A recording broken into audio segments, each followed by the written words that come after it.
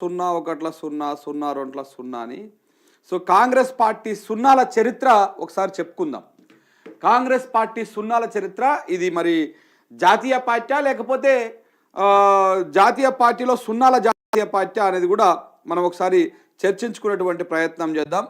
ఈ పార్టీ అంటే కాంగ్రెస్ పార్టీ బేసిక్గా జాతీయ స్థాయిలో బీజేపీకి ప్రతిపక్ష పార్టీ. బీజేపీకి ప్రతిపక్ష పార్టీ కానీ బీజేపీని గెలిపిస్తున్న పార్టీగా గత కొన్ని రోజుల నుంచి మనం చూస్తూ ఉన్నాం. గత కొన్ని ఎన్నికల నుంచి వస్తూ ఉన్నాం.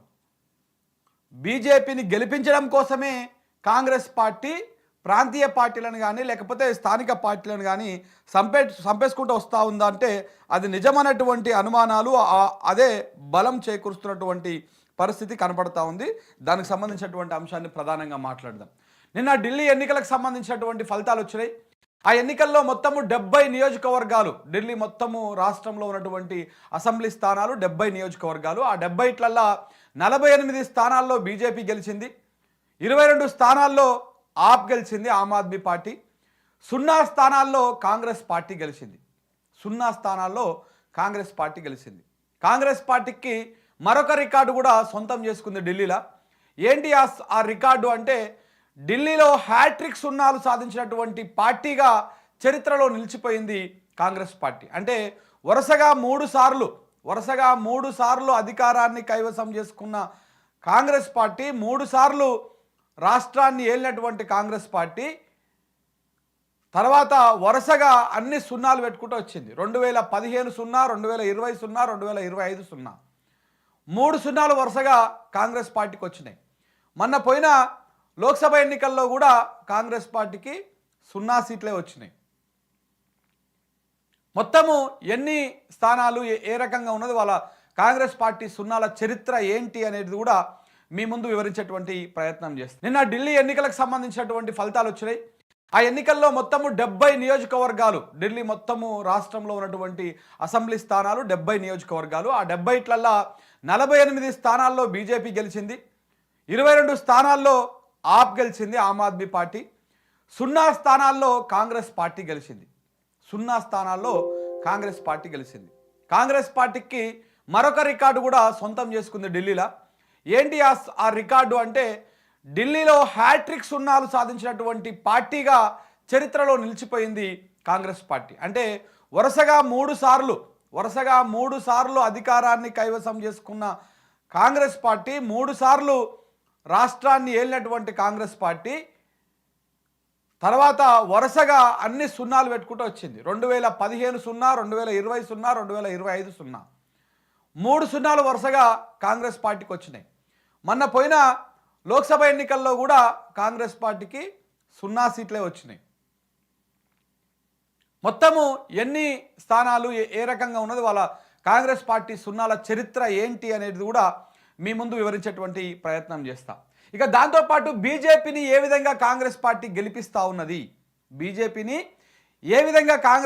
గెలిపిస్తూ ఉన్నది, అటు హర్యానాలో కానీ ఇటు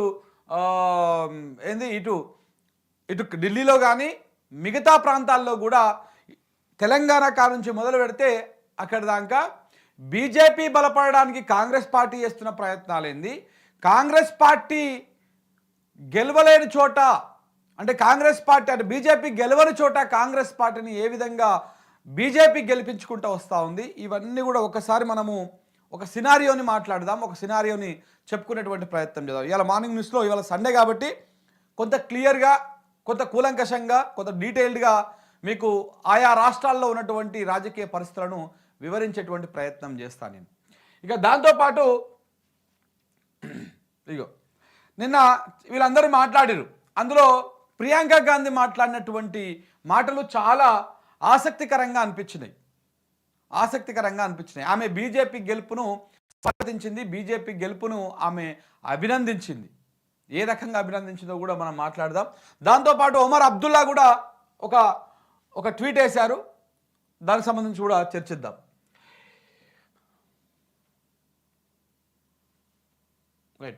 రైట్ ఫస్ట్ ప్రధానంగా కాంగ్రెస్ పార్టీకి వచ్చినటువంటి సున్నాల చరిత్రను చూద్దాము. నిన్న కాంగ్రెస్ పార్టీకి 0 వచ్చింది.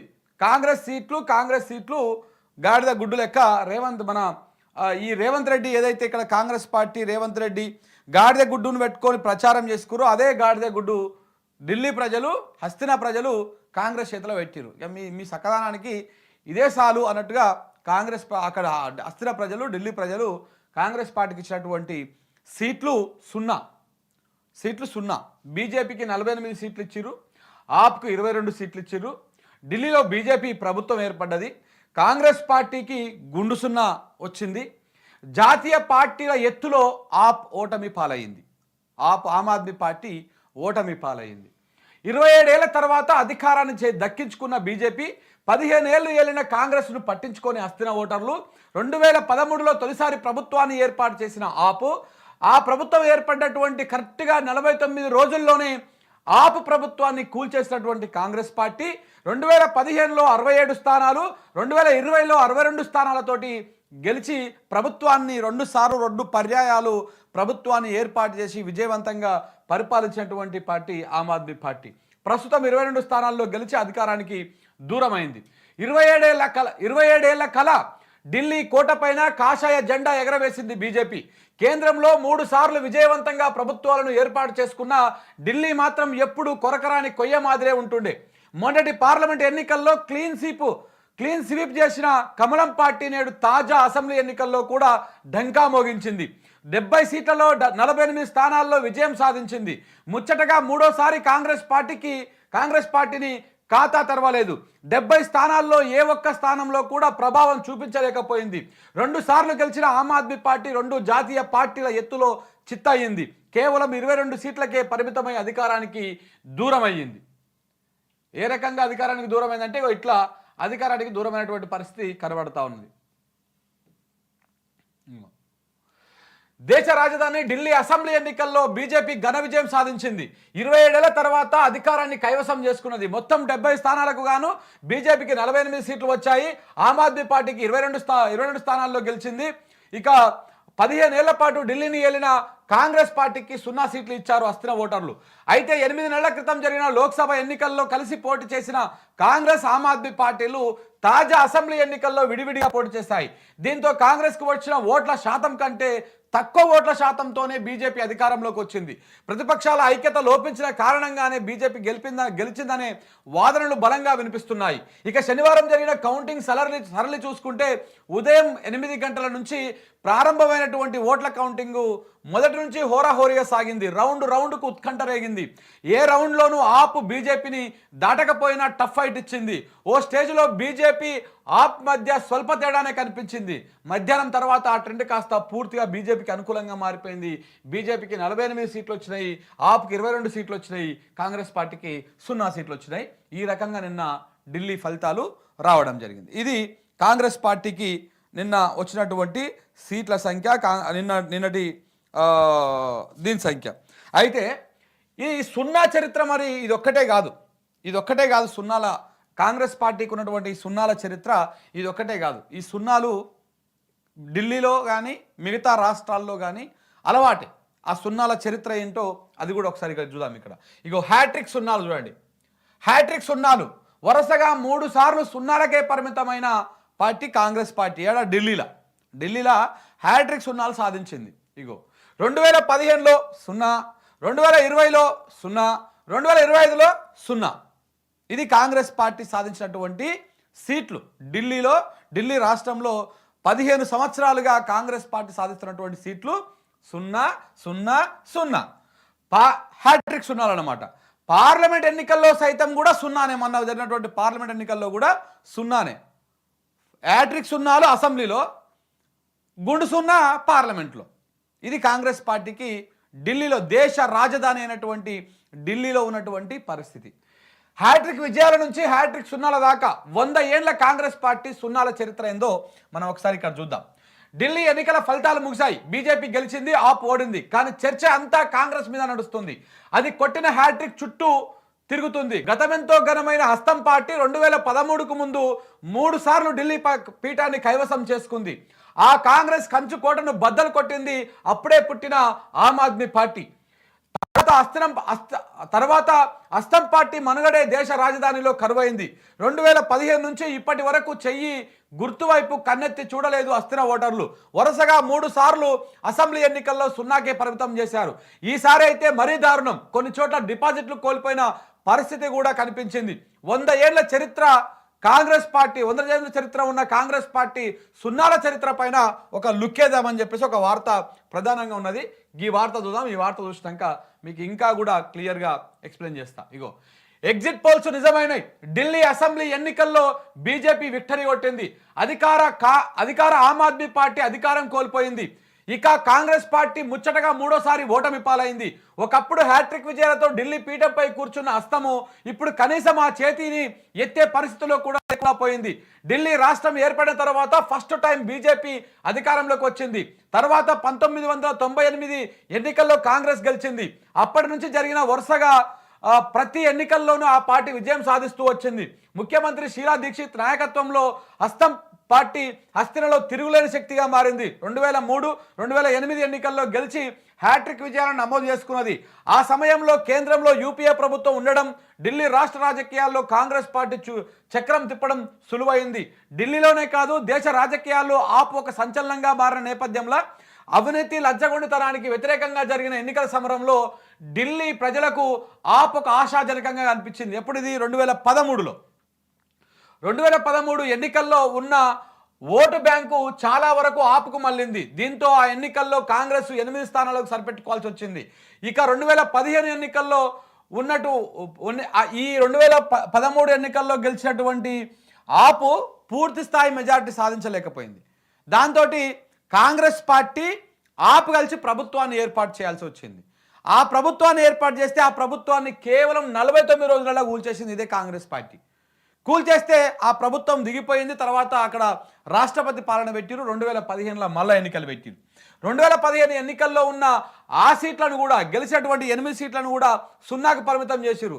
అంటే ఢిల్లీ ప్రజలు ఒక ప్రభుత్వాన్ని ఏర్పాటు చేసినాక ఆ ప్రభుత్వాన్ని కూలగొట్టే కాంగ్రెస్ పార్టీకి 2015లో 0 సీట్లు ఇచ్చారనమాట ఢిల్లీ ప్రజలు. 0 సీట్లు 2015లో 0 వచ్చింది. 2020 ఎన్నికల్లోనూ కాంగ్రెస్ కు 0నే కట్టబెట్టిరు. పైపెచ్చు ఆ ఎన్నికల్లో కాంగ్రెస్ ఓటు బ్యాంకు గణనీయంగా తగ్గిపోయింది కూడా. గ్యారంటీల గారడి చేశారు. నగదు బదిలీ పథకాలు కూడా గేట్లు ఎత్తేశారు. కాంగ్రెస్ పాలిత రాష్ట్రాల నుంచి ముఖ్యమంత్రులను మంత్రులను తీసుకెళ్లి ప్రచారాలు చేయించారు. తెలంగాణ నుంచి సీఎం రేవంత్ రెడ్డి వెళ్లి మరీ ప్రచారం చేశారు. గ్యారంటీల అమలు జిమ్మెదారి నాది అని ఢిల్లీ ప్రజల మెప్పు పొందే ప్రయత్నం చేశారు. కానీ ఇవేవి చేసినా చివరికి 2015, 2020లో మాదిరిగానే ఈసారి అసెంబ్లీ ఎన్నికల్లో కూడా కాంగ్రెస్ పార్టీకి మళ్ళీ గదే 0ను కట్టబెట్టారు అస్థిన ఓటర్లు. జాతీయ స్థాయిలో రాహుల్ గాంధీ రూపంలో ఇప్పుడిప్పుడే నాయకుడిని చూస్తున్న కాంగ్రెస్ పార్టీకి దేశ రాజధాని ఢిల్లీలో మాత్రం నాయకత్వ లోపం కొట్టొచ్చినట్టు కనిపిస్తోంది. రాజు లేని రాజ్యం మనుగడ సాధించడం ఎంత కష్టమో నాయకత్వం లేని పార్టీ నడపడం కూడా అంతే కష్టం. సుదీర్ఘ చరిత్ర ఉన్న కాంగ్రెస్ పార్టీని ప్రధానంగా వేధిస్తున్న బలమైన సమస్య నాయకత్వం లేకపోవడం. దేశ రాజధానిలో షీలా దీక్షిత్ నాయకత్వంలో కాంగ్రెస్ పార్టీ 15 ఏళ్ల పాటు పాలన చేసింది. ఆమె తర్వాత రాష్ట్రంలో పార్టీ నడిపించే సరైన నాయకుడు లేకుండా పోయాడు. వ్యవస్థాగతంగాను రాష్ట్రంలో పార్టీని బలోపేతం చేయలేకపోయారు. బీజేపీ ఆప్ను ఢీకొట్టే నాయకులను కాంగ్రెస్ పార్టీ తయారు చేసుకోలేకపోయింది. ప్రభుత్వ వ్యతిరేకత విధానాలపైన పోరాటం చేయలేక కేంద్రంలో బీజేపీని ఎండగట్టడానికి ఆప్తో చేతులు కలిపి రాష్ట్రంలో ఆప్ను తిడుతూ కాంగ్రెస్ వ్యవహరించిన ద్వంద్వ నీతిని ఓటర్లు హర్షించలేకపోయారు. ఈ అసెంబ్లీ ఎన్నికల్లో షీలా దీక్షిత్ కాలంలో జరిగినటువంటి అభివృద్ధినే చెప్పుకుంటున్న కాంగ్రెస్ పార్టీ అప్పుడు జరిగినటువంటి అభివృద్ధినే ఇప్పుడు చెప్పుకోవాల్సి వచ్చింది. ఇది కాంగ్రెస్ పార్టీ హ్యాట్రిక్ 0ల చరిత్ర. ఇక చూడండి, మీకు ఇంకా క్లియర్గా ఎక్స్ప్లెయిన్ చేస్తా. ఇదొక్కటే కాదు, ఇంకో ఎక్కడికి చూడండి. ఇగో పలు రాష్ట్రాల్లో కాంగ్రెస్ పార్టీకి వచ్చినటువంటి 0లు. వీళ్ళు పొద్దుగాలు లేస్తే 0 0 0 0 అంటారు కదా. ఈ 0 కథ కూడా చూడండి ఒకసారి. ఇక్కడ మీరు ఇగో రాష్ట్రము ఎంపీ స్థానాలు. ఆంధ్రప్రదేశ్లో కాంగ్రెస్ పార్టీకి వచ్చిన సీట్లు 0. ఆంధ్రప్రదేశ్లో కాంగ్రెస్ పార్టీకి వచ్చినటువంటి సీట్లు 0, ఢిల్లీలో కాంగ్రెస్ పార్టీకి వచ్చినటువంటి సీట్లు 0, హిమాచల్ ప్రదేశ్లో కాంగ్రెస్ పార్టీకి వచ్చినటువంటి సీట్లు 0, అరుణాచల్ ప్రదేశ్లో కాంగ్రెస్ పార్టీకి వచ్చినటువంటి ఎంపీ స్థానాలు 0, ఉత్తరాఖండ్లో కూడా కాంగ్రెస్ పార్టీకి వచ్చినటువంటి ఎంపీ స్థానాలు 0, త్రిపురలో కూడా కాంగ్రెస్ పార్టీకి వచ్చినటువంటి ఎంపీ స్థానాలు 0, జమ్మూ కాశ్మీర్లో 0, దాద్రాలో 0, సిక్కింలో 0, అండమాన్లో 0, మిజోరంలో 0, లద్దాఖ్లో కూడా కాంగ్రెస్ పార్టీకి వచ్చినటువంటి ఎంపీ స్థానాలు గుండు 0. ఇన్ని రాష్ట్రాలల్లో కాంగ్రెస్ పార్టీకి ఉన్నటువంటి రాష్ట్రాలు కేంద్ర పాలిత ప్రాంతాలల్లో కాంగ్రెస్ పార్టీకి ఉన్నటువంటి ఓట్లు సీట్లు గుండు 0. ఇది కాంగ్రెస్ పార్టీ ఘనమైనటువంటి చరిత్ర. కాంగ్రెస్ పార్టీ ఈ సున్నాలు రావడానికి కారణం ఏంది? ఎందుకు ఈ ప్రయత్నాలు చేస్తూ ఉంది? బీజేపీని గెలిపించిన కాంగ్రెస్ ఎక్కడ గెలిపించింది? ఢిల్లీలో గెలిపించింది. ఎట్లా గెలిపించిందో చూడండి. ఆపు ఓట్లు చీల్చడంలో అస్తం పార్టీ ఫుల్ సక్సెస్ అయింది. కేవలం 2.3 ఓట్ల తేడాతోటి బీజేపీ గెలిచింది. ఆమ్ ఆద్మీ పార్టీకి 43.55% ఓట్లు వచ్చినాయి, బీజేపీకి 45.85% వచ్చినాయి, కాంగ్రెస్కు 6.35% ఓట్లు వచ్చినాయి. ఒకవేళ కనుక ఆమ్ ఆద్మీ పార్టీకి కాంగ్రెస్ సపోర్ట్ చేసి ఉంటే ఈ 6%లో సగం శాతం, 6కు 6 అడకపోయినా 6లలో సగం అంటే 6.35లో 3% ఆమ్ ఆద్మీ పార్టీకి పడ్డా ఇవాళ ఆమ్ ఆద్మీ పార్టీ ప్రభుత్వం 3వసారి ప్రభుత్వాన్ని అక్కడ ఏర్పాటు చేసేది. ఆ పార్టీ 3వసారి ప్రభుత్వాన్ని ఏర్పాటు చేసేది. 46% వచ్చేది. కానీ కాంగ్రెస్ పార్టీ ఇవాళ బీజేపీని గెలిపించింది. ఇక చూడండి, ఓట్లు కూడా చూడండి. బీజేపీకి మొత్తం వచ్చినటువంటి ఓట్లు 42,85,050 ఓట్లు మొత్తం బీజేపీకి వచ్చినటువంటి ఓట్లు. ఆమ్ ఆద్మీ పార్టీకి వచ్చినటువంటి ఓట్లు 40,70,99 ఓట్లు ఆమ్ ఆద్మీ పార్టీకి వచ్చినాయి. మరి అదే కాంగ్రెస్ పార్టీకి ఎన్ని వచ్చినాయి? 5,93,810 ఓట్లు వచ్చినాయి. ఈ 5 లక్షల వల్ల సగం వచ్చి ఇక్కడ కలిసినా కానీ బీజేపీ కంటే ఆపు ఈజీగా గెలిచి బయటపడేది. కానీ ఆపుంటే మనకు ప్రమాదము. అందుకే కాంగ్రెస్ పార్టీ నైజాన్ని జాతీయ పార్టీలు అయినటువంటి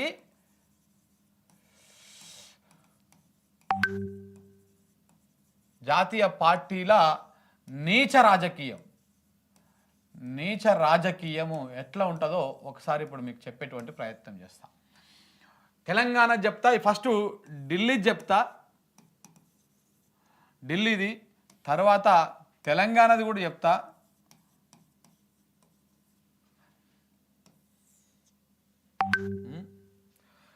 ఏపీది కూడా చెప్తా, తర్వాత ఇంకొకటి ఎగ్జామ్ వెస్ట్ బెంగాల్ కూడా చెప్పుకుందాం మనం. ఈ 4 రాష్ట్రాలల్లో బీజేపీకి కాంగ్రెస్కు బీజేపీ ఏ రకంగా సపోర్ట్ చేస్తూ ఉందో చెప్పేటువంటి ప్రయత్నం చేస్తాం. ఫస్ట్ ఢిల్లీ. ఇప్పుడు మనం చూసినాం కదా, ఢిల్లీలో ఏ రకంగా బీజేపీ గెలుపు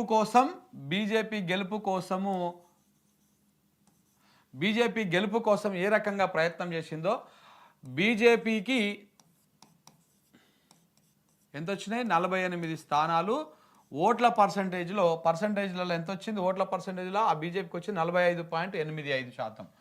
45.85% బీజేపీకి వచ్చింది. ఇక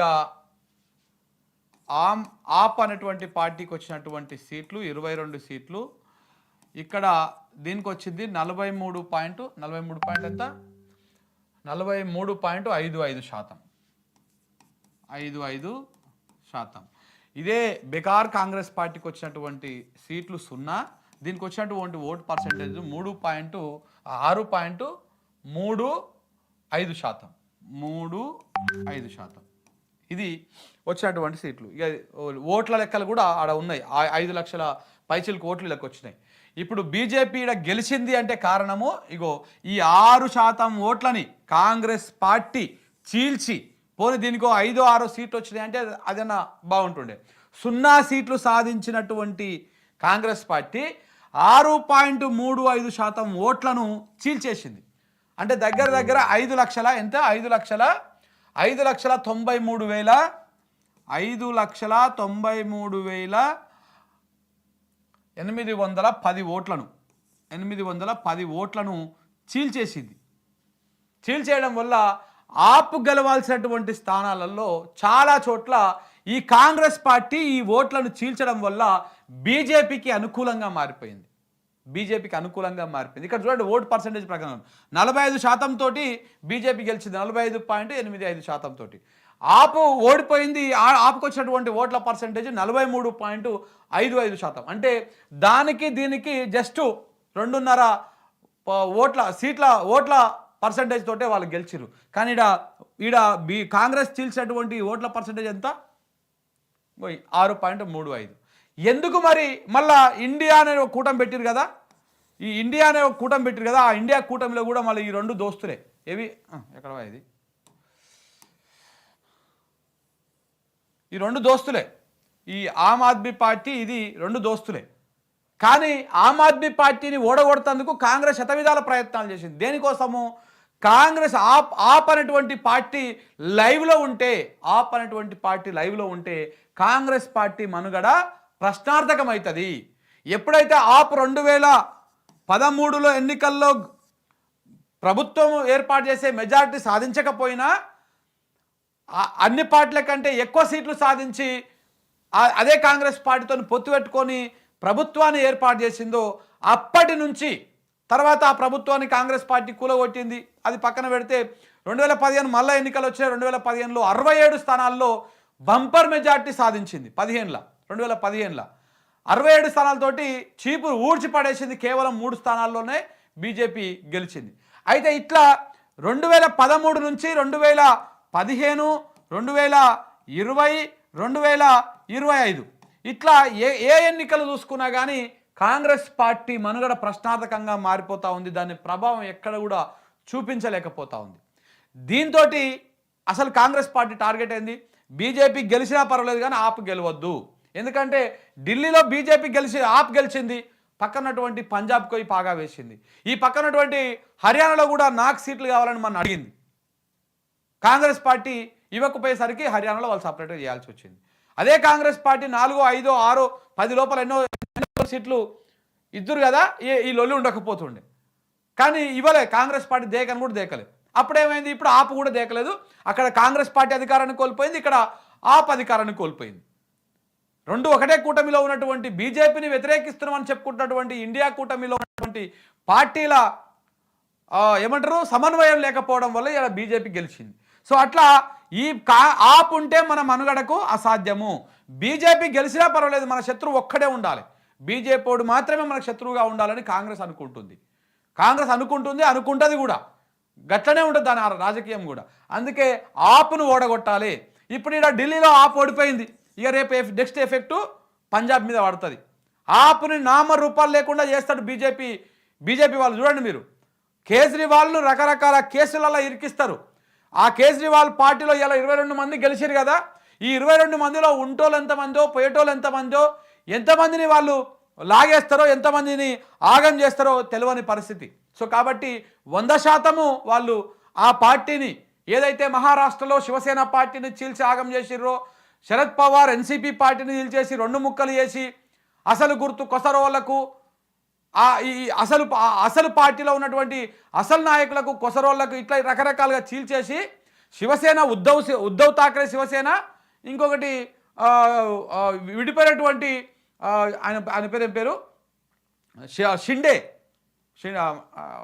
ఉండే మాజీ ముఖ్యమంత్రి. సో ఆయన ఏక్నాథ్ షిండే శివసేన. కానీ ఉద్ధవ్ ఠాక్రే శివసేనకేమో ఆయనదే అసలు పార్టీ. ఆ పార్టీకి ఉన్నటువంటి గుర్తును తీసుకుపోయి ఈ బయటికి వెళ్ళిపోయినంతో ఆ గుర్తు ఇచ్చారు. సేమ్ అట్లనే NCP, Sharad Pawar NCP, Ajit Pawar NCP. Sharad Pawar గుర్తును తీసుకుపోయి అజిత్ పవార్కి ఇచ్చారు, శరద్ పవార్కు కొత్త గుర్తు కేటాయించారు. ఇది నీచ రాజకీయం బీజేపీ చేసేది. స్థానిక పార్టీలను, ప్రాంతీయ పార్టీలను రెండుగా చీల్చి వాళ్ళని ఆగం చేసేటువంటి ప్రయత్నము ప్రతి చోట చేస్తూనే ఉన్నది. ఇది అధికారం ఎక్కడొస్తే అక్కడ చేస్తుంది. సేమ్ అట్లనే ఇప్పుడు ఆపు పరిస్థితి కూడా కాంగ్రెస్ కారణంగా రేపు ఆపు మనుగడ కూడా ప్రశ్నార్థకంగా మారిపోయేటువంటి అవకాశం ఉంది. కేజ్రీవాల్ని అరెస్టు చేయవచ్చు, ఇంకా రకరకాల కేసులలో అరెస్ట్ చేయొచ్చు, ఇంకా రకరకాలుగా ఇబ్బందులు పెట్టేటువంటి ప్రయత్నం చేయొచ్చు. ఒకసారి ఈ వార్త చూడండి, అదే ఉంటుంది కథ. ఇగో ఢిల్లీ సెక్రటరేట్ సీజ్, ఉద్యోగులకు లెఫ్టినెంట్ గవర్నర్ ఆదేశం, ఒక్క ఫైల్ కూడా బయటకు వెళ్ళొద్దని ఆర్డర్. ఇక స్టార్ట్ అయింది అప్పుడే రాజకీయం.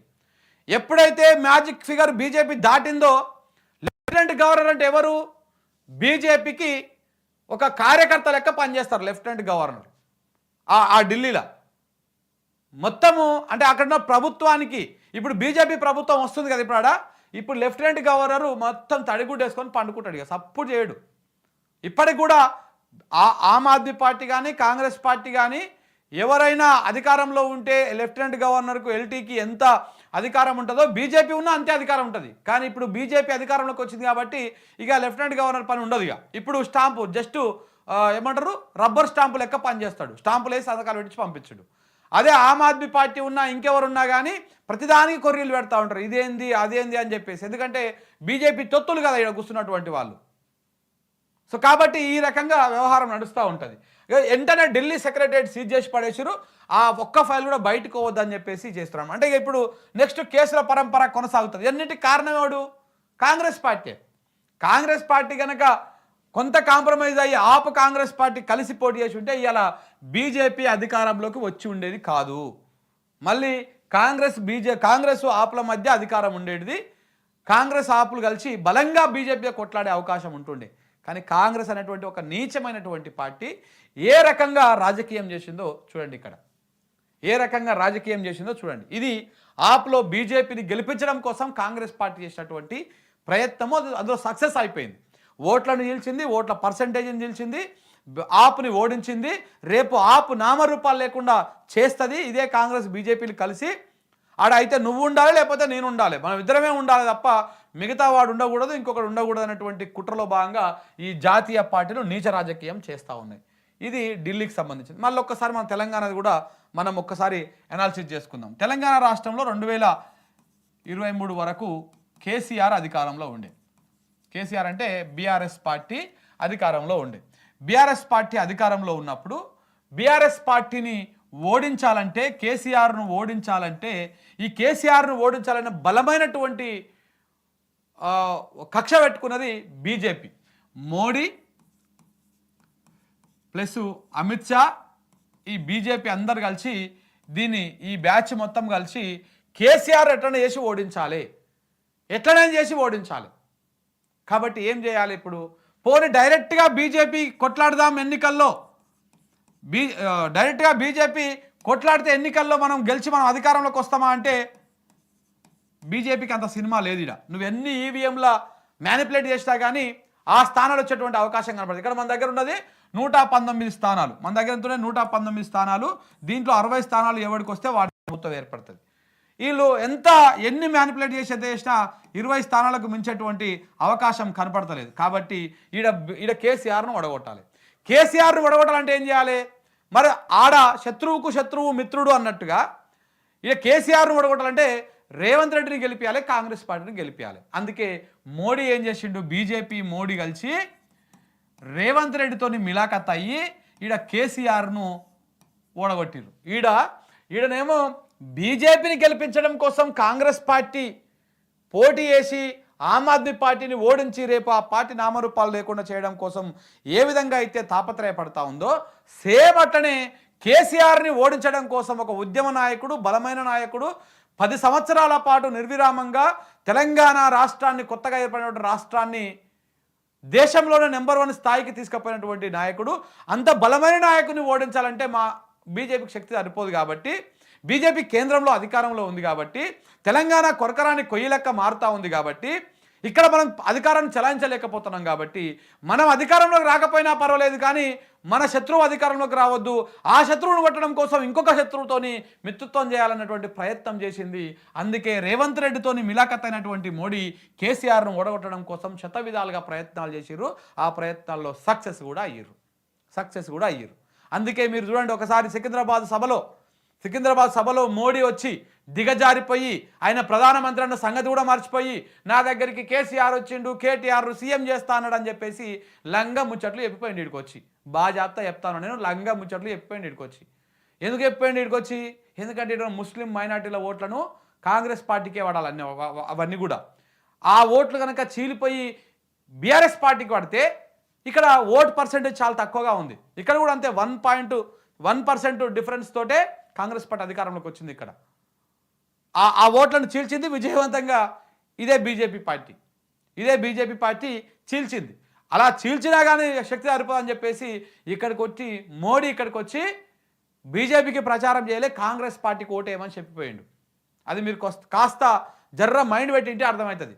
గాడ సికింద్రాబాద్ సభ పెట్టి బీజేపీకి నా దగ్గరకు వచ్చి కేటీఆర్ సీఎం చేయమని అడిగిండు, మీ సహకారం కావాలని అడిగిండు అని చెప్పేసి పోయి చెప్పిండు.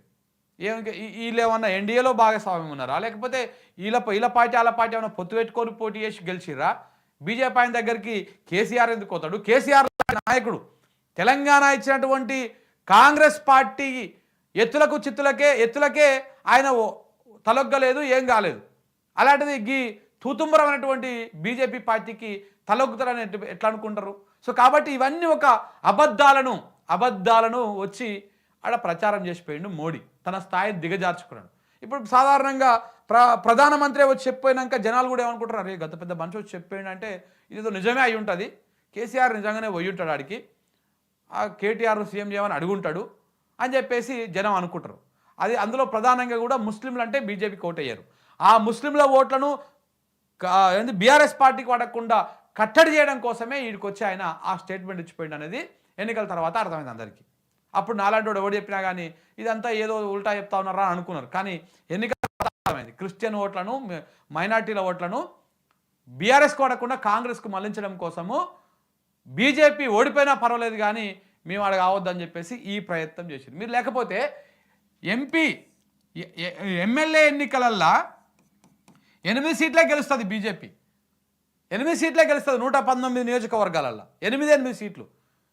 ఏ స్థానంలో కూడా పెద్దగా 2వ స్థానంలో 3వ స్థానంలో వచ్చినటువంటి దాఖలాలు లేవు. సో కాబట్టి మళ్ళా ఎంపీ ఎన్నికలకు వచ్చిన నాటికి మళ్ళీ 8 స్థానాలు గెలుస్తుంది. అట్లా సాధ్యమైతే చెప్పండి. ఎమ్మెల్యే ఎన్నికలలో 8 స్థానాలకే గెలిచినటువంటి బీజేపీ ఎమ్మెల్యే ఎన్నికలలో ఓడిపోయినటువంటి క్యాండిడేట్లు ఎంపీ స్థానాల్లో గెలుస్తారు. నేను నిజామాబాద్ తీసుకుందాం. నిజామాబాద్లో ధర్మపురి అరవింద్ జగిత్యాల పోయి పోటీ చేసిండు, ఓడిపోయిండు, చిత్తుగా ఓడిపోయిండు అరవింద్. జగిత్యాల జనాలు ఆయనకు ఓటేయలేదు, కానీ అదే జగిత్యాల ఉన్నటువంటి పార్లమెంట్ నియోజకవర్గంలో మాత్రం ఓటేస్తారా? ఎంత డ్రామా, డబల్ డ్రామా అంటే అంత డబల్ డ్రామా జరిగింది. మామూలుగా డబల్ డ్రామా జరగలే. సో కాబట్టి ఇవన్నీ కూడా కేవలము కాంగ్రెస్ బీజేపీల నీచ రాజకీయంలో భాగమే.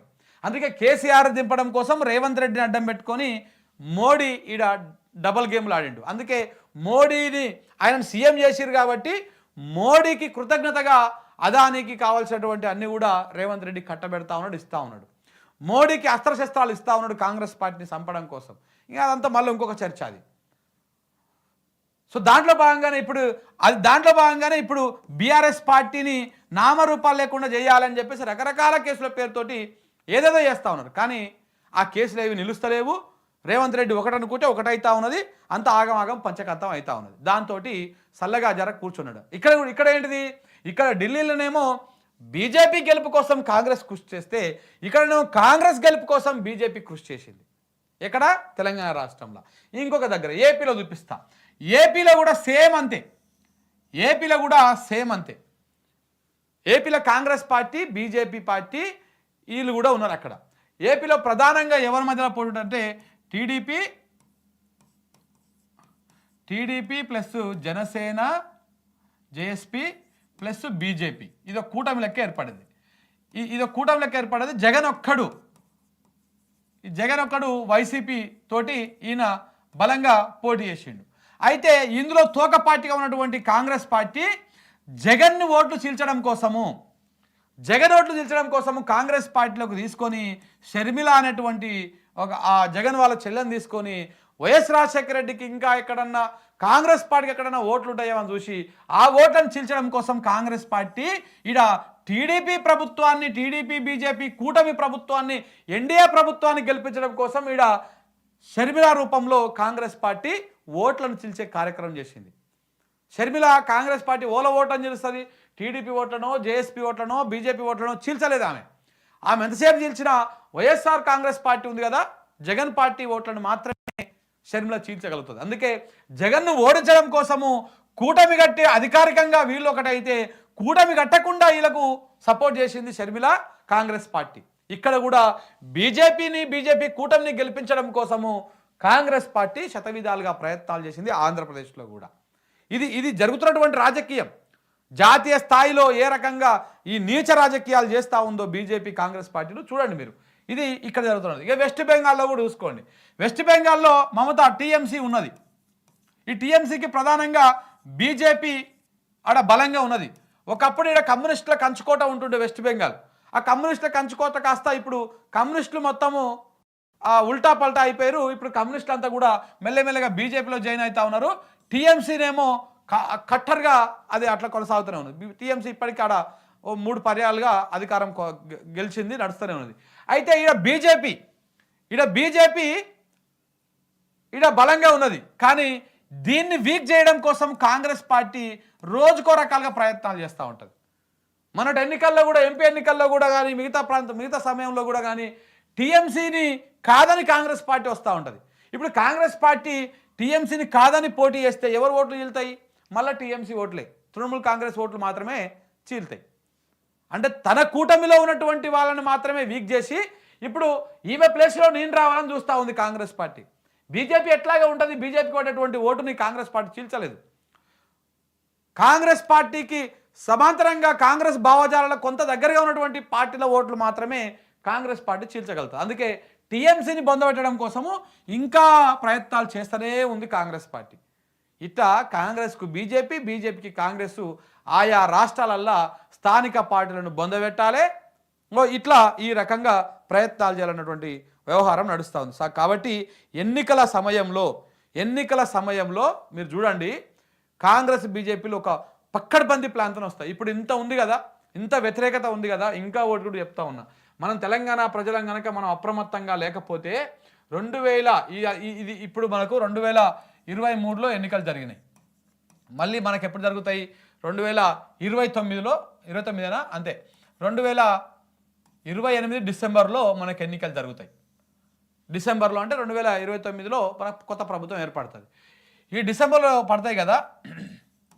మీరు ఇప్పుడు చూడండి, 2023 డిసెంబర్ నుంచి 2024 అయిపోయింది, 2025 ఇప్పుడు ఇది ఫిబ్రవరి. ఈ ఫిబ్రవరి దాకా అంటే ఈ సంవత్సరంన్నర కాలంలో 1.5 ఇయర్లా బీజేపీ ఏమైనా ప్రజా పోరాటాలు చేసినాదే? ఏమన్నా కనపడ్డదా మీకు తెలంగాణ రాష్ట్రంలో? ఎంత ఫైట్, ప్రజలు ఇబ్బందులు పడ్డా బీజేపీ మాట్లాడతలేదు, రైతులు ఇబ్బందులు పడ్డా బీజేపీ మాట్లాడతలేదు, ఈ గ్యారంటీల మీద బీజేపీ ప్రశ్నిస్తలేదు. ఏది కాంగ్రెస్ పార్టీ ఇచ్చినటువంటి గ్యారంటీల మీద ఏదో మాట్లాడినా తూతుమ్మరంగా 6-7 ప్రెస్ మీట్ పెట్టి మాట్లాడుతారు తప్ప బలంగా కేసీఆర్ ప్రభుత్వం మీద ఏ విధంగా అయితే 2019 నుంచి 2020 నుంచి ఏ విధంగా అయితే బలంగా, అంటే బీజేపీని ఎప్పుడైతే వ్యతిరేకించడం మొదలుపెట్టి 2020 ఆ ప్రాంతంలో అప్పటి నుంచి ఎట్లయితే బీజేపీ బలంగా కొట్లాడిందో, గ్రామ స్థాయిలో ఏ విధంగా బలంగా కొట్లాడిందో అట్లా కొట్లాడుతూ ఉందా కాంగ్రెస్ పార్టీ మీద? మరి కాంగ్రెసే కదా ప్రధాన శత్రువు బీజేపీకి. ఎందుకు కొట్లాడతలేదు ఇడా? ఎందుకు అంటే కొట్లాడదు అది. ఇప్పుడు బీజేపీ కొట్లాడతలేదు, బీఆర్ఎస్ ప్రజల పక్షాన కొట్లాడుతూ ఉన్నది కదా. ఇప్పుడు రైతుల కోసం ధర్నాలు చేస్తూ ఉన్నారు, గిరిజనుల కోసం ధర్నాలు చేస్తూ ఉన్నారు, రోడ్లు ఎక్కుతూ ఉన్నారు, ఆందోళన చేస్తూ ఉన్నారు, ఇప్పుడు బీసీల కోసం గలమెత్తుతూ ఉన్నారు, ఇన్ని నడుస్తూ ఉన్నాయి కదా. ఈ మొత్తం పోరాటంలో ఆ లగచర్ల దగ్గర బీజేపీ వాళ్ళ పాత్ర ఉండదు, ఆ కొడంగల్లో జరుగుతున్నటువంటి అక్రమాల మీద పోరాటం చేసే దాంట్లో బీజేపీ వాళ్ళ పాత్ర ఉండదు, రాష్ట్రంలో ఎక్కడ ఏ ఆందోళన జరిగినా కానీ దాంట్లో బీజేపీ వాళ్ళ పాత్ర ఉండదు. కానీ బీజేపీ వాళ్ళు సైలెంట్గా ఉన్నారు, కాంగ్రెస్ పార్టీకి ఇండైరెక్ట్గా సపోర్ట్ చేసుకుంటా. కానీ బీఆర్ఎస్ ఫైట్ చేస్తూ ఉంది. ఈ ఫైటు ఇంత చేస్తూ ఉన్నారు కదా. రేపు చూడండి, మళ్ళీ 2028 డిసెంబర్ 2029 ఎన్నికల నాటికి ఈ వ్యతిరేకతను మొత్తము అప్పుడు ఏదో ఒక రూపంలో బీజేపీ అనేది ఒక మాయమచ్చింద్ర, మాయల మరాఠీ లెక్క ఒక మాయ చేసేటువంటి పార్టీ. ఆ టైం వరకు ఒక మత విద్వేషాలు రెచ్చగొడుతుంది, గుళ్ళ మధ్యలో దేవుళ్ళ మధ్యలో పంచాయతీలు పెడుతుంది, ఇట్లా రకరకాలుగా చేసి ఈ వ్యతిరేకతను మొత్తాన్ని మూట కట్టుకొని బీజేపీ తన వైపు మలిపించుకున్నటువంటి ప్రమాదం కూడా ఉన్నది. ఇంత వ్యతిరేకత ఉన్నది కదా. ఇప్పుడు ఉన్న పలంగా ఇప్పుడు ఎన్నికలు పెట్టారనుకో, ఈ దానికెందుకు? ఇప్పుడు నేను ఈడ కోట్లను తప్పు పడతలేను, నేను కోట్లను తప్పు పడతలేను. న్యాయ వ్యవస్థ మీద అపారమైనటువంటి గౌరవం ఉన్నది నాకు. కానీ తెలంగాణ రాష్ట్రంలో ఇప్పుడు 10 నియోజకవర్గాలలో ఉప ఎన్నికలు రావాలి. 10 నియోజకవర్గాలలో ఉప ఎన్నికలు రావాలి. ఈ 10 నియోజకవర్గాలలో ఉప ఎన్నికలు వస్తే, ఎందుకంటే సుప్రీంకోర్టులో నాంతా ఉంది, రేపు ఇవాళ 9 తారీఖు రేపు సుప్రీంకోర్టులో హియరింగ్ రాబోతా ఉన్నది. ఈ 10 ఎమ్మెల్యేలకు సంబంధించినటువంటి అనర్హత పిటిషన్ల మీద రేపు విచారణ జరగబోతా ఉన్నది. ఈ 10లలో ఉప ఎన్నికలు రావాల్సి ఉంది, వేటు పడాల్సి ఉంది. దీనికి బీజేపీ సహకరిస్తుందా? సహకరించదా? 200% సహకరించదు. ఎందుకు అంటే ఇప్పుడు ఉప ఎన్నికలు వస్తే బీఆర్ఎస్ పార్టీ దాని బలాన్ని మరింత పెంచుకుంటుంది. ఇప్పుడు ఉప ఎన్నికలు వస్తే బీఆర్ఎస్ పార్టీ బలాన్ని మరింత పెంచుకుంటుంది. కాబట్టి ఉప ఎన్నికలు రాకుండా రకరకాల ప్రయత్నాలు చేస్తూ ఉంటారు. అది వాళ్ళు ఏ విధంగా చేస్తారు, నేను ఏ రకమైనటువంటి కామెంట్ పాస్ చేయట్లేదు. కానీ ఎన్నో రకాల ప్రయత్నాలు చేస్తారు. ఆ ప్రయత్నాల్లో సక్సెస్ కూడా అవుతారు. మీరు చూస్తూ ఉండండి కావాలంటే. ఒకవేళ ఉప ఎన్నికలు వచ్చినా ఏ ఖైరతాబాదులోనో ఏ 2-3 స్థానాల్లో మాత్రమే వస్తుంది. ఎందుకంటే ఆయన పోటీ చేసిన డైరెక్ట్గా మరి అక్కడ ఆపితే బాగుండదని 1-2 స్థానాల్లో మాత్రమే ఉప ఎన్నికలు వస్తాయి. మిగతా నియోజకవర్గాలను మొత్తం హోల్డ్ పెడతారు. ఎన్నో రకాలుగా ఎవరినెట్ట మేనేజ్ చేసుకోవాలో అట్లా మేనేజ్ చేసుకుంటుంది బీజేపీ.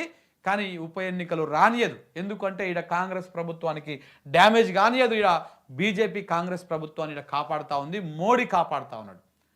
ఈడ కాంగ్రెస్ అంటే ఈడ మొత్తం కాంగ్రెస్ కాదు, రేవంత్ రెడ్డి రూపంలో ఉన్నటువంటి కాంగ్రెస్ పార్టీ. రేవంత్ రెడ్డి కావాలి మోడీకి. కేసీఆర్ కంటే రేవంత్ రెడ్డి 1000 బాల బెటర్ అని చెప్పేసి మోడీ ఫీల్ అవుతా ఉన్నాడు. ఎందుకంటే మంచి చేస్తాడు, ప్రజలకు మంచి చేస్తాడు. దోషి పెడతాడు, నాయకులకు దోషి పెడతాడు, రాజులకు దోషి పెడతాడు. ఇక్కడ గుమాస్తా లెక్క పనిచేస్తూ ఉన్నాడు కదా మన రేవంత్ రెడ్డి. తెలంగాణ రాష్ట్ర సంపద మీద దోస్తూ ఉన్నాడు. కొంత భాగం కాంగ్రెస్కి పంపిస్తూ ఉన్నాడు, కొంత భాగం బీజేపీకి పంపిస్తూ ఉన్నాడు, కప్పం కడతా ఉన్నాడు. సో కాబట్టి ఈ రకంగా నడుస్తూ ఉంది వ్యవహారం. ఈ నేపథ్యంలో బీఆర్ఎస్ పార్టీ ఇంత పోరాటం చేస్తూ ఉంది కదా. ఈ బీఆర్ఎస్ పార్టీ ఈ ఏకం చేసినటువంటి ఈ ప్రభుత్వ ప్రజా ఐక్యతను, ఈ ఓటును మొత్తం కూడా రేపటి ఎన్నిక నాడు బీజేపీ గద్దెలకు వచ్చి ఎత్తుకపోయినా కానీ ఆశ్చర్యపోవడం లేదు. అందుకే తెలంగాణ ప్రజలకు నేను అప్రమత్తంగా ఉండాలని చెప్తా ఉన్నా. కాంగ్రెస్ పార్టీ కానీ, బీజేపీ పార్టీ కానీ, బీఆర్ఎస్ పార్టీ కానీ ఎవరు ప్రజల పక్షాన పోరాటం చేస్తూ ఉన్నారు, ఎవరు మీకు కష్టం వచ్చినప్పుడు మీకు గడపదానికి వస్తూ ఉన్నారు, ఎవరు మీకోసము రోడ్ల మీకు ఎక్కి ఆందోళన చేస్తూ ఉన్నారు, ఎవంది అసలైన ప్రేమ, ఎవంది దొంగ ప్రేమ, ఎవంది రాజకీయము, ఎవంది ప్రజా ప్రయోజనము ఏందనేది ఒక్కసారి మనము గ్రహించాలి. మరీ గ్రహించకపోతే ఢిల్లీ ప్రజలు చూడండి ఎంత తెలివికొచ్చిరాళ్ళు, ఎంత తెలివికొచ్చిరు చూడండి. కాంగ్రెస్ పార్టీ ఎన్ని గ్యారెంటీలు చేసింది, ఆడ కూడా సేమ్ గ్యారెంటీల దుకాణం తెరిచింది. కానీ ఏమైంది, చివరికి జాడిచ్చి తంటే పోయి ఏడబడ్డరు, 0 కాడ పడ్డరు. సరే, ఆప్ మీద ఉన్నటువంటి రకరకాల నెగిటివ్ ప్రచారాలను కొంత అటు ఇటు అయ్యింది, నడిచింది. 2 సార్లు ప్రభుత్వం ఏర్పడింది కాబట్టి వ్యతిరేకత రావడంలో కామను. ప్లస్ బీజేపీ ఇంకొకటి ఏమనుకుంటారు, ఢిల్లీ ప్రజలు ప్రధానంగా ఒకటి ఆలోచించింది, ఏంది డిస్టర్బెన్స్ ఊకే లొల్లి పంచాయతీ అంటే. ప్రజలు అక్కడ ఢిల్లీ ప్రజలు చాలా కొంత ఎడ్యుకేటెడ్ పీపుల్ ఉంటారు. ఈ డిస్టర్బెన్సెస్ ఎందుకు వస్తున్నాయి ఊకే అంటే, కేంద్రంలో రాష్ట్రంలో అదేమో పూర్తి స్థాయి రాష్ట్రం కాదు. అక్కడ లా అండ్ ఆర్డర్ మొత్తం కేంద్రం చేతిలో ఉంటుంది, లెఫ్టినెంట్ గవర్నర్ చేతిలో ఉంటుంది. ఈ మిగతా పరిపాలనా వ్యవహారాలు మాత్రమే రాష్ట్రం చేతిలో ఉంటాయి. అది పేరుకే రాష్ట్రం కానీ పెత్తనం మొత్తం కేంద్ర ప్రభుత్వందే ఉంటుంది. వాడు ఏం చేసినా ఇటు తుమ్మినా తగ్గినా కానీ ఆ కేంద్రంలో ఉన్నోడు ఏదో ఒకటి పుల్ల పెడతా ఉంటాడు. ఈ నేపథ్యంలో ఈ డిస్టర్బెన్సెస్ ఎందుకు అని చెప్పేసి ఢిల్లీ ప్రజలకు ఒక ఆలోచన వచ్చింది. ఏ ఇంట్లోనైనా గుర్తుపెట్టుకోండి, లొల్లులు ఈ పంచాయతీలు ఉన్నప్పుడు ఎప్పుడో ఒకసారి దానికి ఈ లొల్లు ఏదైనా కొంతమంది కాంప్రమైజ్ అవుతారు, కొంతమంది దాన్ని అధిగమిస్తారు. అందుకే ఢిల్లీ ప్రజలు కాంప్రమైజ్ అయినట్టు కనపడదు నాకు ఈ ఫలితాలను చూస్తే. ఢిల్లీ ప్రజలు కాంప్రమైజ్ అయిపోయారు. ఎట్లా, ఇప్పుడు ఆపును గెలిపించడం మళ్ళీ సేమ్ లొల్లి ఉంటుంది. ఈయన ఏదో లొల్లి పెడతా ఉంటాడు, నాకు ఇది రాలేదు అది రాలేదు, ఈయన లొల్లి పెడతా ఉంటాడు, బీజేపీ ఏదో లొల్లి పెడతా ఉంటాడు. ఈ పంచాయతీలన్నీ ఒక రాజకీయ అనిశ్చితి, రాష్ట్రం ఎదుగుదల ముంగలికోదు, అంత ఆగమాగం ఉంటుంది అన్నటువంటి దాంట్లో ఢిల్లీ ప్రజలు ఆలోచన చేసి ఈ లొల్లి అంత వద్దు, ఆ కేంద్రంలో ఎవడున్నాడో ఆయనకే కట్టబెడదామని చెప్పేసి బీజేపీ కోటేసినట్టు కనపడతా ఉంది. సో కాబట్టి ఈ రకంగా అట్లా చేసిరు. ఇట్లా కాంగ్రెస్ పార్టీ ఎట్లాగో ఓట్లను చీల్చే కాంగ్రెస్ పార్టీ చీల్చకపోతే ఇలా ఆమ్ ఆద్మీ పార్టీ ప్రభుత్వం ఏర్పడేది. సో కాబట్టి ఈ అన్నిటి నేపథ్యంలో బీజేపీకి ఆడ కలిసి వచ్చింది. కాబట్టి రేపు ఈ తెలంగాణలో కూడా తెలంగాణ ప్రజలు కూడా కొంత అప్రమత్తంగా ఉండాలి. ఇవాళ కాంగ్రెస్ పార్టీ ఉన్నటువంటి వ్యతిరేకతని రేపు గద్దెలకు వచ్చి తనకపోయినా కానీ తనకపోతుంది బీజేపీకి. దాని శక్తి ఏంటంటే ఆర్ఎస్ఎస్, ఈ హిందూ సంఘాలు ఇవన్నీ కూడా దానికి బలంగా పనిచేస్తాయి. రేపనాడు ఆ పార్టీని గెలిపించడం కోసం గ్రామ స్థాయికి వెళ్ళిపోయింది ఈ వ్యవహారం. వాళ్ళు ఎట్లా ఉంటారు, గల్లీకి ఒకరు ఉంటారు ఆర్ఎస్ఎస్ వాళ్ళు కానీ వీళ్ళు కానీ.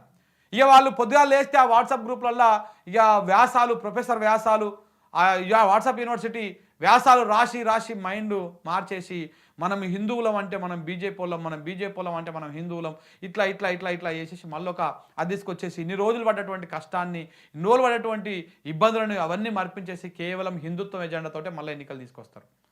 బీజేపీ ఒకసారి తెలంగాణ రాష్ట్రంలో అధికారంలోకి వచ్చింది అంటే ఇలా కాంగ్రెస్ పార్టీ అధికారంలోకి వచ్చినాక మనం ఎంత తిప్పలు పడుతున్నామో దీనికి 3 ఇంతలు ఎక్కువ తిప్పలు పడాల్సి వస్తుంది. 3 ఇంతలు ఎక్కువ, ఒక్కింత కాదు, 3 ఇంతలు ఎక్కువ తిప్పలు పడాల్సి వస్తుంది. ఈడన రేవంత్ రెడ్డి మనోడు అంటే ఈడ కొండరెడ్డిపల్లిలో ఉంటాడు, గట్టిగా మాట్లాడితే కొండరెడ్డిపల్లికి పోయి కూర్చుంటాం మనం. గుజరాత్ ఉంది అట్లా ఉండదు. మనోడు చెంచా ఉంటాడు ఈడ. ఎవడు బండి సంజయ్ లాంటివాడో లేకపోతే అరవింద్ లాంటివాడో ఇంకెవడో స్పూన్లు ఉంటారు ఈడ. ఈ స్పూన్లను ఆడిచ్చేది చేసేది మొత్తం గుజరాతోడు. సో కాబట్టి అప్పుడు మనం ఏం చేయడానికి కూడా ఉండదు, ఇంకా ఏం చేయడానికి కూడా ఉండదు. చాలా ప్రమాదం ఏర్పడుతుంది. ప్రజాస్వామ్యం అనేటువంటి మాట మచ్చుకు కూడా, ఆ మచ్చు తునుకకు కూడా ఉండదన్నమాట. సో ఇలాంటి ప్రమాదం ఏర్పడుతుంది. దాంట్లో జాగ్రత్తగా ఉండాల్సినటువంటి అవసరం ఉన్నది. ఇది కాంగ్రెస్ పార్టీ సున్నాల కథ, కాంగ్రెస్ పార్టీ వ్యవహారం. ఇక నిన్న ఏమంటున్నాడు మోడీ గారు, ఢిల్లీ డబుల్ ఇంజన్ కోరుకున్నది నాయన, మంచిగానే గెలిపించారు. ఆ ఢిల్లీ డబుల్ ఇంజన్ని మరి ఇప్పటిదాకా దేశం డబుల్ ఇంజన్ పీక్ కట్టగలిగింది అయితే ఏం లేదు. ఈ దేశంలో మీరు వచ్చినటువంటి 3 సార్లు 3 ఇంజన్లు వచ్చినాయి. మరి ఆ 3 సార్లు 3 ఇంజన్లు పోనీ మీరు 3 సార్లు గెలిచేందుకు ఏమన్నా దేశ అప్పు తగ్గిందా? తగ్గలే. ఇంకా 1,50,00,000 పైగా అప్పు పెరిగిపోయింది. ఏం తగ్గలే. ఆర్థికంగా బలపడరా? లేదు. ఏమైనా రేటు తగ్గినాయా? లేదు. అన్ని విపరీతంగా పెంచుకుంటూ పోతా ఉన్నారు. విపరీతంగా జనాల మీద పనుల భారం మోపుతా ఉన్నారు. మరి ఏం చేస్తారు? డబుల్ ఇంజన్ మరి ఢిల్లీలో వచ్చి ఇప్పుడు ఏం చేస్తారో చూడాల్సినటువంటి అవసరం ఉంది. ఇక ప్రజల తీర్పును గౌరవిస్తాం అని చెప్పేసి గెలిచినటువంటి బీజేపీకి అభినందనలు తెలిపినారు. ఓడిపోయినటువంటి పార్టీ, అధికారాన్ని కోల్పోయినటువంటి పార్టీ ఆమ్ ఆద్మీ. పోరాటాన్ని కొనసాగిస్తాం. ఏం పోరాటం? పొల మీద పోరాటం. రాహుల్ గాంధీ అంటా ఉన్నాడు, పోరాటాన్ని కొనసాగిస్తాడంట. ఎవరి మీద కొనసాగిస్తావు నాయన నీ పోరాటం? ఈ పప్పు పోరాటం అంతా బీజేపీని గెలిపించడం కోసం నీ పోరాటం కొనసాగిస్తూ ఉంటావు. బీజేపీని అడ్డుకోవడానికి ఇప్పుడు నీకేం చేత కాదు, నీ పార్టీకి చేత కాదు బీజేపీని అడ్డుకోవడం. నువ్వు ఇంకా గానే 50 కాడ 100 కానే అడుగుతావు. నువ్వు లేపుదామన్నా కానీ లేచే పరిస్థితులు నువ్వు ఉండవు. నీ చేత కానప్పుడు నీ లెక్కనే ఇంకొకడు కూడా ఎదుగుతా ఉంటే వాడిని ఓర్వలేవు. వాడిని ఓర్వకుండా ఇక్కడ బీఆర్ఎస్ పార్టీ చంపేస్తేవి, బీజేపీని వ్యతిరేకిస్తున్న బీఆర్ఎస్ పార్టీని ఆ ఢిల్లీలో ఆపుని చంపేస్తేవి, వెస్ట్ బెంగాల్లో వాళ్ళని చంపేయాలని చూస్తుంటివి. ఇట బీజేపీని ఎవడైతే వ్యతిరేకిస్తాడో వాళ్ళందరూ చంపేసుకుంటూ వస్తుంది. ఇంకా నువ్వు పోరాటం కొనసాగిస్తాడంట. ఏం పోరాటం కొనసాగిస్తావా? ఇంకా నువ్వు నీ దిక్కుమాలిన పోరాటం, నీ దిక్కుమాలిన స్టేట్మెంటు ఇది. అన్నగారు చేసినటువంటి కామెంట్. ఇక శల్య ఇంకా తెలివివంతురాలు. ఈమె తెలివి ఇంకా మహమ్మూలుగా లేదు అసలు. ప్రజలు విసిగిపోయారు, మార్పు కోరుకున్నారంట. బీజేపీ గెలిస్తే ఈమె సంబరపడతా ఉన్నది ప్రియాంక గాంధీ. మీరు అందరిది కాంగ్రెస్ డిఎన్ఏనా లేకపోతే బీజేపీ డిఎన్ఏనా? అది అర్థం కావట్లేదు నాకైతే నిజంగా కూడా. అసలు మీరు కాంగ్రెస్ పార్టీ కోసమే పనిచేస్తూ ఉన్నారా ఈ అగ్రనాయకులు అందరూ? లేకపోతే కింద ఉన్న వాళ్ళని పిచ్చోళ్ళని చేసి మీరు బయట పైన మిలాఖత్ అయ్యారా? ప్రజలు మార్పు కోరుకున్నారు ఏంది స్వామి? మార్పు కోరుకోవడం ఏంది? బీజేపీ అంటే మంచి మార్పు అన్నట్ట. మరి ఆ లెక్క ప్రకారం దేశంలో మరి మార్పే కదా నడుస్తూ ఉంది. మరి దేశం మొత్తానికి బీజేపీ వెళ్తూ ఉంది కదా. ఇప్పుడు బీజేపీ గెలుపును అభినందిస్తూ ఉన్నది, స్వాగతిస్తూ ఉన్నది ఈమె కాంగ్రెస్ అగ్రనాయకురాలు. ఇక కొంతమంది అంటూ ఉంటారు నెక్స్ట్ ఏమైనా ఇందిరాగాంధీ తర్వాత అని చెప్పేసి. మీ తెలివికి మొక్కాలి ఆయన కాంగ్రెస్ పార్టీ. వాస్తవం చెప్పాడు ఒమర్ అబ్దుల్లా, మనం కొట్టుకొని అంతమైదాం, మనం కొట్టుకుందాం, మన శత్రువుకి మనం అస్త్రం ఇద్దాం, మనం అంతమైపోదాం అని చెప్పేసి ఒమర్ అబ్దుల్లా కూడా ఒక ట్వీట్ వేసిండు. ఇది కాంగ్రెస్ పార్టీ తరీకా. కాంగ్రెస్ పార్టీ చూడండి ఎట్లా ఉంటుందో. మేమేం పోరాడతామంటే ఎవరితో పోరాడతాడు? ఎవరైతే బీజేపీని వ్యతిరేకిస్తారో వాళ్ళ మీద పోరాడి వాళ్ళని చంపేస్తాడు ఈ రాహుల్ గాంధీ అనేటాడు. అక్కడ ప్రియాంక గాంధీ ఏమో మార్పు కొట్టుకుంటారు, బీజేపీ గెలిస్తే మంచిగా ఉంది అని చెప్పేసి అంటుంది. ఇక మిమ్మల్ని మొత్తము దేశంలోకి వెళ్ళి మొత్తం హిసాబ్ చేసి అవతల పడేస్తే కాంగ్రెస్ పార్టీని అది ఇంకా మంచి మార్పు అవుతుంది. ఆడాడ గెలుస్తూ ఉన్నాయి కదా, అది మొత్తానికి చేసేస్తే ఇంకా మంచిగా అవుతుంది. అప్పుడు బీజేపీ మొత్తం ఏకఛత్రాధిపత్యంగా దేశం అంతా వెళ్తుంది. ఇక అప్పుడు రాజ్యాంగం ఉండదు, ఏది ఉండదు. మోడీ చెప్పిందే మాట, చెప్పిందే ఆట. కాంగ్రెస్ పార్టీ చేస్తున్నటువంటి బెకార్ రాజకీయాల వల్ల బీజేపీ ఇంకా మనుగడ సాధిస్తూ ఉంది. 3 సార్లు అయినా దాని మీద వ్యతిరేకతని క్యాచ్ చేసుకోలేని అసమర్థుడు రాహుల్ గాంధీ, మోడీని దింపలేని అసమర్థుడు రాహుల్ గాంధీ, ఈ ఈ ఈ బేకార్ కాంగ్రెస్ పార్టీ. మోడీని ఎదిరించాలంటే మీతోని కాని పని, మీతో ఏది కాదు. స్థానిక పార్టీలు, ప్రాంతీయ పార్టీలు, రాష్ట్రాల్లో ఉన్నటువంటి బలమైన ప్రాంతీయ పార్టీలు ఏకమైతే తప్ప మోడీని వైపౌట్ చేయలేరు. అంత ఈజీ కాదు మీతోని ఏది కాదు. ఇవాళ చూస్తున్నాం కదా తెలంగాణలో కేసీఆర్ని కాదని రేవంత్ రెడ్డిని గెలిపిస్తే ఏమవుతుంది? సేమ్ మీ పరిస్థితి గిట్లనే ఉంటుంది.